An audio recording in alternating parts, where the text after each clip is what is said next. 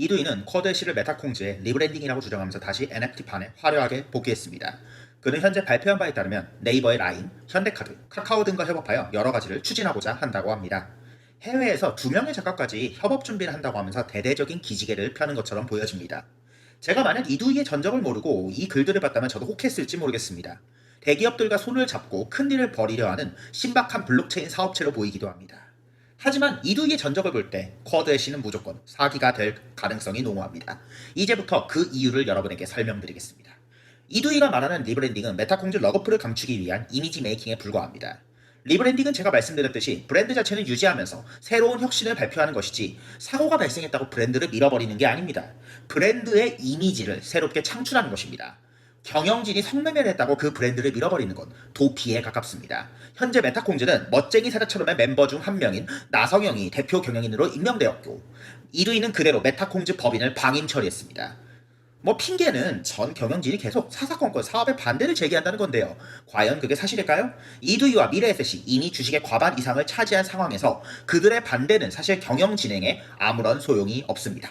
그리고 제가 알기로 주식 반환 소송 중인 걸로 아는데 왜 결과를 발표하지 않고 허무하게 메타콩즈 방임을 선언했나요? 이런 게 바로 이두희가 법적으로 불리한 점이 있거나 허위 사실이 섞여 있다는 반증입니다. 또는 상황을 부풀려서 홀더들이 이두희의 잘못을 제대로 보지 못하도록 판단력을 흐리려는 방어적 가스라이팅을 한다고 볼 수 있겠습니다. 동키 당시에도 이두희는 공동 경영인을 빌미삼아 비난하면서 기존 홀더들의 손해는 아랑곳하지 않고 분쟁글을 단톡에 작성했습니다. 결과는 200토막을 내버리는 러그풀 사태로 번졌습니다. 현재 실타래 역시 러그풀 상태라고 봐도 무방한 상황입니다. 그리고 실타래 P2E는 사행행위 특례법에 저촉되는 불법 사업입니다. 메타콩즈는 제가 늘 주장했듯이 러그풀입니다. 현재 주장하는 법적인 내용들 모두 진행 상황을 언론에 공개하지 않고 있습니다.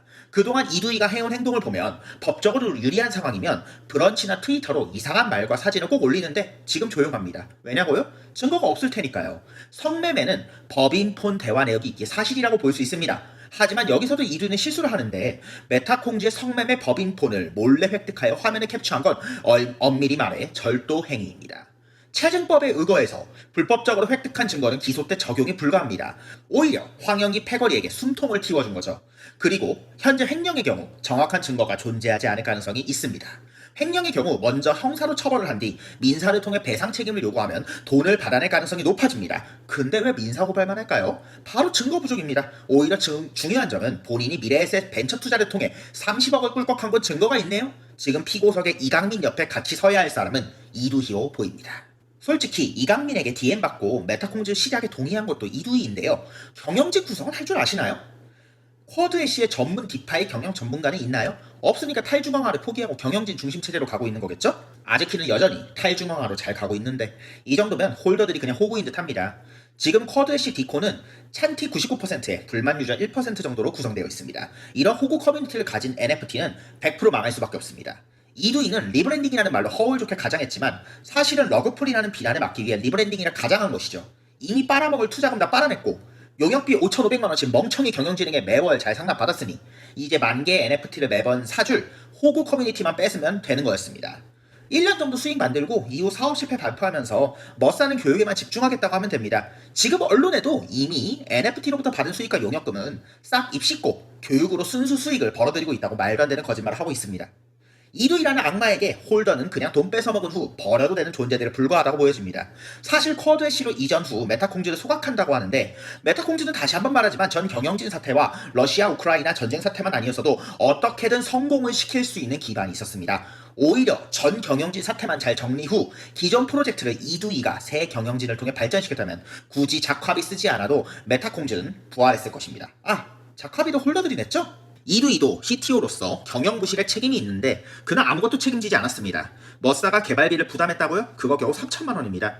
30억 투자금 횡령해서 벌고 3천만 원 쓰면 크게 남는 장사 아닌가요? 머싸는 현재 제 주장에 반박하고자 한다면 투명하게 재무제표를 공개해 보시길 바랍니다. 물론 조작하지 마시고요. 워낙 조작을 많이 해서 사실 공개한다 쳐도 미래셋과 주가 조작을 진행한 수사는 피하지 못할 것으로 보입니다. 실타래로부터 얼마나 횡령했는지도 궁금해지네요. 수익이 있으면 있다고 고백을 해야지 왜 자꾸 교육으로만 순수 수익이 발생했다고 거짓말을 하는지 모르겠습니다. 실타래와 메타콩즈는 단기간에 큰 돈을 움직이게 한 성공 사례가 있는 사업입니다. 굳이 그렇게 거짓말로 발표할 필요가 없습니다. 그리고 멋쟁이 사자처럼이 돈이 없었던 사실은 메타콩즈 전 직원들이 많이 알고 있는 이야기입니다. 저도 많은 제보를 받았고요. 더 이상 거짓말하지 마십시오. 이렇게 투명하지 못한 이두이가 새로 시작한 쿼드애쉬, 또 단기간에 돈키나 실타래 메타콩즈처럼 같이 확 올린 뒤에 수익 내고 더 먹을 거 없으면 러그풀 해도 홀더들은 손을 못 쓸 것입니다. 사실 쿼드애쉬가 러그풀이 된다고 쳐도 이두이에겐 든든한 현대카드 인맥과 미래에셋 인맥이 있으니까요.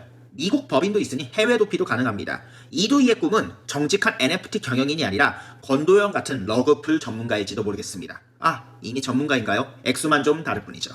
사실 이강민과 황영기, 김재일들만 탄핵하고 쇄신 후에 회사를 살려내는 것도 머싸의 능력이었을 것입니다. 그러나 그들은 부활 대신 도피와 횡령을 했습니다. 그리고 고객 DB, 즉 홀더만 빼먹었습니다.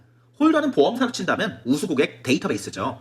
이두이가 뭔 말을 해도 믿어주고 민팅할 때마다 매번 멍청하게 사는 호구 모임일 뿐입니다. 오늘도 메타콩즈 시리즈는 한동안 쉬고자 합니다. 지난 영상에서 너무 공격적인 영상을 올린 관계로 협박 및 이두이 측의 불법적인 압박이 염려되는 상황입니다. 하지만 여러분이 사기를 당하는 것을 저는 볼 수 없습니다. 또 정의로운 복수와 폭로가 필요하시다면 제보해주시면 최선을 다해 폭로하도록 하겠습니다. 다음부터는 다시 보험사 탄핵으로 돌아갑니다.